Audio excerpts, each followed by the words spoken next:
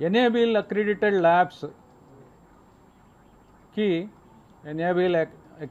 ల్యాబ్స్కి మనము శాంపుల్స్ పంపించే విధానాన్ని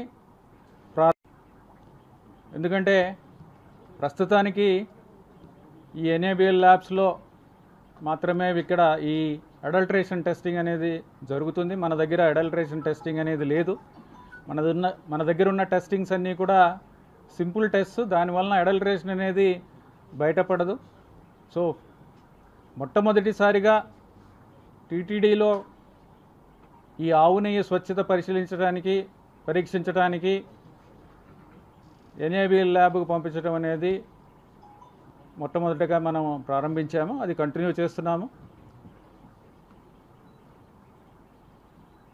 అలాగే సెన్సరీ ప్యానెల్ 18 మందితో సెన్సరీ ప్యానెల్ అనేది ఏర్పాటు చేయడం జరిగింది. ఈ సెన్సరీ ప్యానెల్లో ఏంటంటే ట్రైనింగ్ తీసుకున్న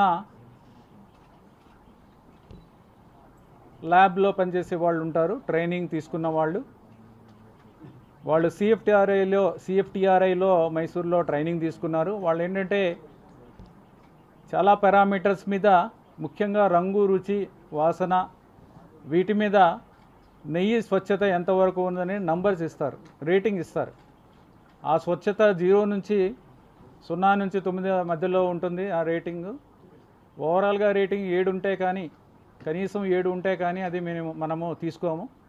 అది లేకపోతే రిజెక్ట్ చేయడం జరుగుతుంది. ఆ ప్యానెల్ కూడా ఏర్పాటు చేసి సెన్సరీ ల్యాబ్ కూడా చేయడం జరిగింది. సెన్సరీ ల్యాబ్ను కూడా మనము గత 3 నెలల్లో చేసిన దాంట్లో సెన్సరీ ల్యాబ్ పెట్టడం, సెన్సరీ ప్యానెల్ని ఏర్పాటు చేయడం, వాళ్ళకి ట్రైనింగ్ ఇవ్వడం, ఇదంతా కూడా చేశాం.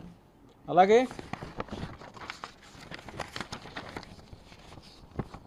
ఎన్డీడీబీ వాళ్ళు